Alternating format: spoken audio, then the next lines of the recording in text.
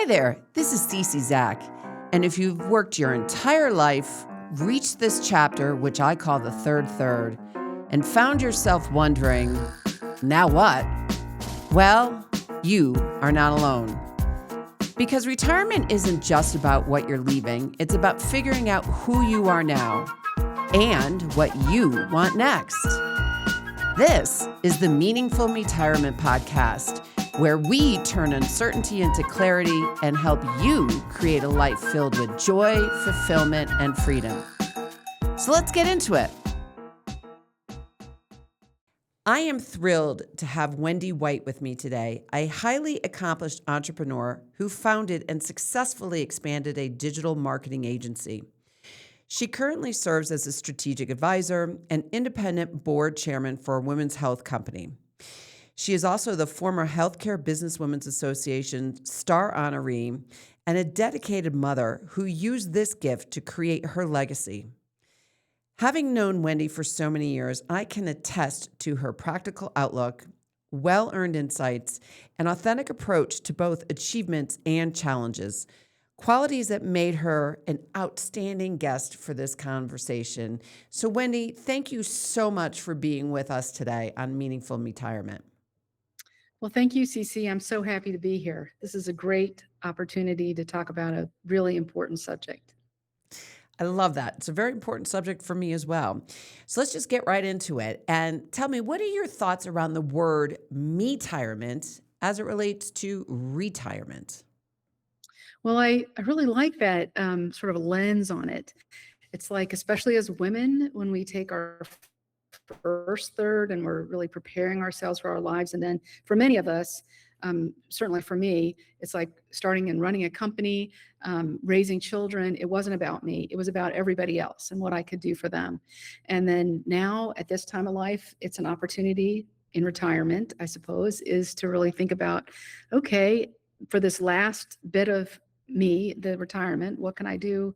What can I do for me? Is there a milestone event that help you kind of shift gears from your thought process of taking care of everyone else to now finally taking care of Wendy? Well, yeah, actually, I sold my company. I sold my Oh, company. that's right. Congratulations. Huge Right. milestone in your life. Huge milestone. Yep. In 2016, I sold it as part of a roll up for rare disease companies. As you know, one of my children has a rare disorder, and that really helped shape my whole career before that. So that was, and that's a lot to go into. Um, so as part of that roll up, I worked for another company for a couple of years, and then I did some consulting, and stepped in and did some more work for the Healthcare Businesswomen's Association, as you know. And then I really thought, and then I had another catalyst because I turned 60, and I thought, I had been diagnosed with diabetes back in 2006 because I had failed a key person insurance exam. Oh, I wait a didn't know I minute. had to. I got I got to tell my listeners that Wendy doesn't fail anything. So this to me could be like a life quake for you, having that happen. Yeah, it did. I didn't have any symptoms. I had nothing. I had just had an exam, and my doctor had said, "Well, if I look at your numbers, I would say you look like somebody who would have diabetes in 10 years." And I thought, "Oh, great, I have 10 years." But that's not really what you're supposed to think. And then I had a personal, tragedy, and my father was in a car accident, and he died, which is what made me think I better get insurance. I'm running a company. I have 50 families that are dependent on me. So I better make a plan in case something happens. They took my blood sugar and said, "Oh, no, you actually are diabetic," which I think the stress had really pushed me over the edge. But they put me on medication, and everything kind of settled down. And I just ignored it. And I ignored it up until the last, 5, 6 years, when I couldn't ignore it anymore. That required me maybe in the last couple of years to really take another look at it. So I would say based on your first question, my first life quake was selling my company and suddenly having to think, ooh, I'm not the boss anymore. And I have to rethink who I am. And two is then really thinking as you get older, that my health was not going to go in a good direction if I didn't take control of it. Wendy, when you had that first diagnosis of diabetes, Mhm. what did it make you feel like? What was, going on in your head about, gosh, who am I now? Yeah, well, guilt. Actually, I felt guilt, which is just I mean, we now know that, right? Diabetes, it's epigenetics, right? You know that you have a hereditary predilection. But I thought, well, somehow I should have been able to, that I should, if you work out enough and you eat the right things, you might not actually get it. So I felt kind of guilt that I had it. But I also, and I think that maybe led a little bit to me kind of ignoring it because I didn't really have symptoms and it really was pretty controlled for a long time. And I just sort of thought, well, I'm diabetic, but not that bad. Well, Yeah. Wendy, I'm here to tell you too is that about 8 years ago, I got diagnosed with AFib, which just knocked my socks off. It took the wind out of my sails, and I felt extraordinarily guilty as well. I was telling all these stories to myself about, I wasn't eating right, or that I was not exercising enough, or, I had too much stress, and maybe I shouldn't have been working in the high powered job just like you did. And it's just a quick example of you are not alone in that. And it's funny how that happened around your 50s, which is around what happened to me. And the second thing that you're not alone about is that I too have failed 3 times trying to get long-term care insurance because of the diagnosis I have. No matter what I do to correct it, the long-term care insurance won't even take it. And so I feel like a failure no matter what I've done, and I've gotten better and my heart's gotten better. Um, so, just another example around that, uh, that for everyone out there too, you're just not alone. And we're getting these life quakes, and the health life quakes are ones that really knock our socks off.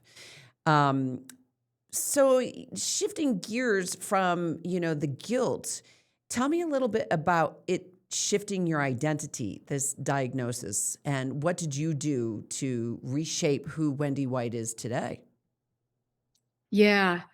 Um, well, I think one thing is really just facing it, right? Is you can't ignore a health crisis. You have to do something about it. So I'm a data person, so I got all kinds of data things, Apple Watch and Garmin, and um, started tracking everything, and I kept a journal.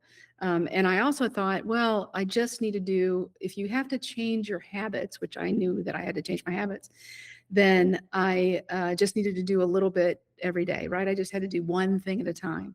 And that strategy over time worked pretty well in that eventually I hired a trainer, which I realize is not what everyone can do, but it worked for me. Uh, and uh, and just getting that data feedback, I think, was really helpful because you can see the little successes. You can see now, I can see over time that I'm better this quarter than I was last quarter, um, and it's helpful. That's But extraordinary. yeah. And would you say physical and mental self-care is part of your new identity? Oh, 100%. Yes, it's incredibly important to me. I thought about that after I'd sold my company and I joined a couple boards and I did some mentoring, obviously some consulting. I stopped doing a lot. I do some strategic advisory, but really it's more mentoring. And then I thought, oh, maybe I'll join more boards because you think, here I've had this successful career, I need to take the next step. You just think that's what you need to do because it's the next step. And I think having that happen made me think, no, I don't have to do that. I really don't have to do that. I can just be happy with what I've done, and I can use my time and talent and treasure in a different way. And I'm not even going to be around if I don't take care of myself. And I want to maximize the time I have left to do the things that are really meaningful for me, to be a support for my family, hopefully someday grandchildren, and maybe to focus more on my immediate community than than I've had a chance to do when I had a bigger career. You mentioned this big career and how you wanted or felt like you needed to go to the next level, and you did.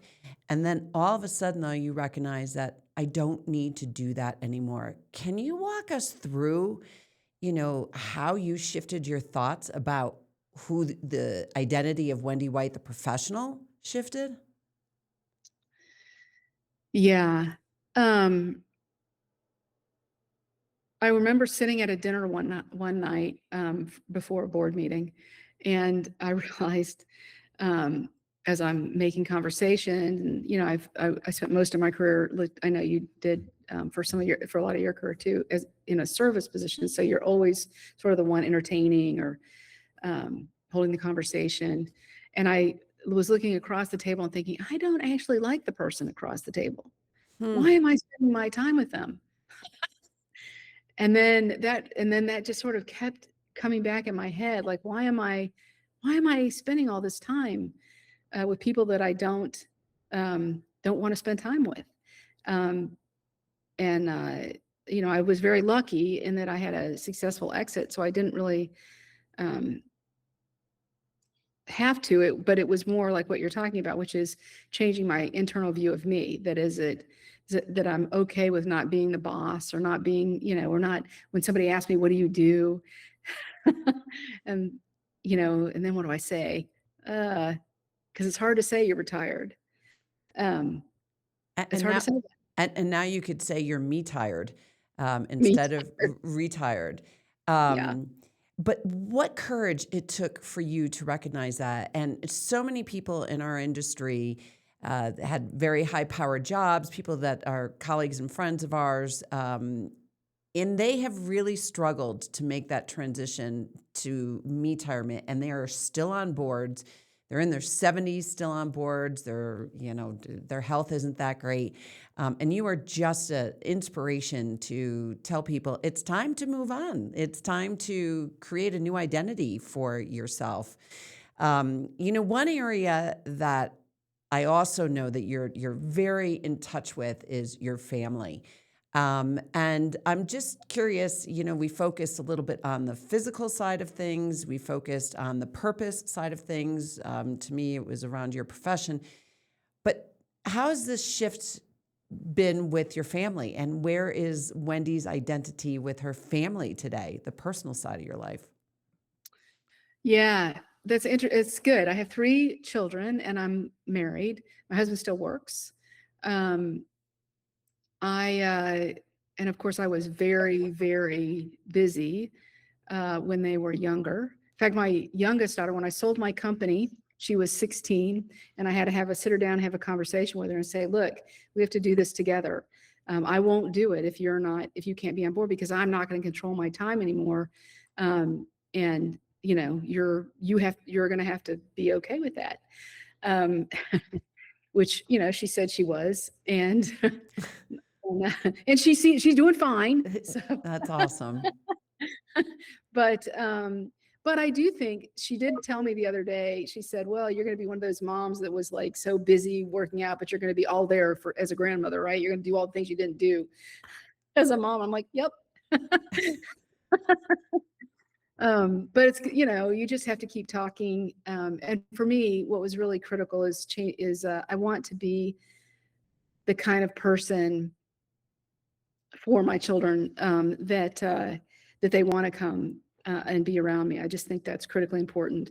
My mother was very type A, but my aunt, was one of those people that if you go stand around just close to her, you just feel peaceful. It's like you just want to stand next to her. And I think I want to be like my aunt, which is it's going to take me a while Oh, to you're move. on the road, girl, and it's all about the energy. And I know our listeners can't see you right now, but the peaceful glow of what I see on the other side of this video camera is just extraordinary. I mean, this woman I'm looking at now can do anything in the world. She's so in control of her just physicality and her energy right now. I just had to add that in. So sorry, I didn't mean to interrupt about your aunt. And then you were mentioning your mother, type A personality, but No, I appreciate that, Cece. That's my goal is really thinking more about being present, which we all should be present, even when you're wherever you're doing, right? Being very present. I think I do have a little bit of an advantage in that as an entrepreneur, you're constantly thinking for yourself, right? Or for other people. And so I didn't like, so you're always thinking about who you are and what your brand is and what you're doing versus if you're part of a bigger organization, you are also have the reflected glory of that position, which I did not. yep. So I was always just me. So it wasn't, even though I've transitioned, I'm used to transitioning, if that makes sense. Yeah, and I really enjoy you defining the difference between being a self-leader versus those in big enterprise, of which I spent 35 years of my career. And I woke up at 55 and realized that I'm just a product of the companies that I worked for and the society that guided those and government regulations, whatever it was. I mean, it took me until I was 55 to figure out who I am. So thank you for sharing, that you have had that authenticity your entire life and have controlled it. I mean, you have been controlling your destiny ever since. Um, Tell me, is there anything that you would have done to plan for this time differently? Yeah, I probably would have taken, I don't know, but I would have figured out a way to take better care of myself earlier. Um, uh, yes, and maybe I don't know that I would have changed my how much I was home for my children because you just do the best you can every day with that. It's And survival. Yeah, right, and yeah. they're fine. So I think that's okay. Um, and so I think it's really that would be the biggest thing is that you really have to you can't just be all in for everybody else. You really have to, especially as a caregiver, which we all are. If you're not yet, you're going to be. That's correct. Um, is And you could be a sandwiched caregiver, which Yeah, I was, yes, I was too. I was too. Absolutely. Yes, my type A mother who got Alzheimer's. So yes, that was fun.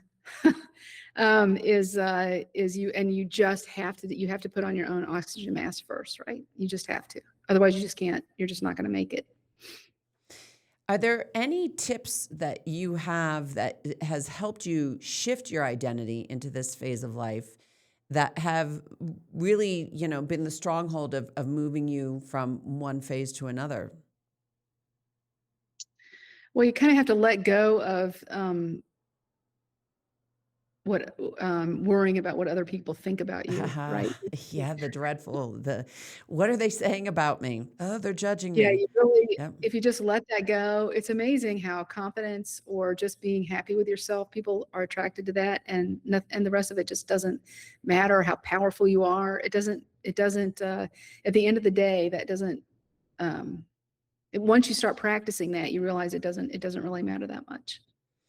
and is there, any key takeaways that you would want our listeners to learn about the journey that you've had from the second third to the third of life?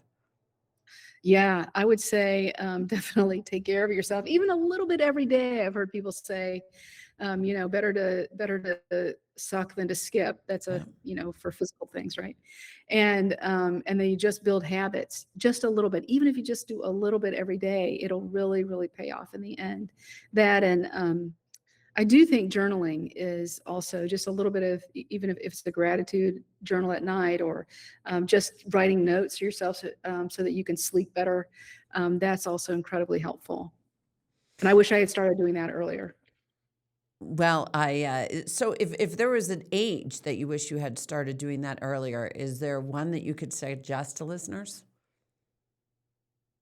Well, the reality is I kind of wish I'd started, in college. I mean, I don't Okay. know that you have to pick an age, right? Why would that not hurt you to just figure out how to plan or how to be to live your life every day, thinking about all the different, your physical and your emotional, um, and your purpose. I love that. And your purpose. All right. You've just made me realize that I'm going to have to invite you back on to talk about purpose because, as I mentioned earlier, Wendy has been driven by her mentioning her child who had a rare disease. And there's just something beautiful about what she has done, not only for her family, but for her profession and all of the people that have worked with her, including myself. So, if it's okay, I'm going to invite you back on. Okay. All That right. sounds great. All right. Wendy, I am thrilled that you spent this time with us. I mean, I learned so much from you, and just watching you transition so gracefully. And I find that people are so afraid of shifting their identity. And, you mentioned it was because of a belief of, what others were saying, and you let that go. So I am, that's such a wonderful thing to share with everyone. The journaling, exercising, or just taking care of yourself, and quite frankly, maybe even getting diagnoses Mm, of these silent diseases that you and I both had. And if I hadn't been going to a functional medicine doctor, I would have never known this, and then I could have had a stroke. So thank yeah. you for sharing that with us as well. And you have so much to give to this world, and I can't wait to follow you on the next 30 years of your journey. And before we go, I just have to say that transitions, like anything we do in life, are really hard. And letting go of who you were to figure out who you are now is a really big shift. And Wendy, you have just exemplified and inspired me in so many different ways. So, for listeners, if you're feeling uncertain or a little lost, you're just remember you're not alone. And this is actually where something new happens. This is where we can really consciously create the future for a joyful, fulfilling, and free life. Because when we understand who we really are, we create that joy, and we live our best life in our third. And you don't have to do it alone. So if you want any support or any guidance, you can please go to my website, www.cczack.com. That's CECIZAK.com. And Wendy, I hope you have a joyous day, and thank you for sharing all of your wisdom with our listeners. Thank you, Cece.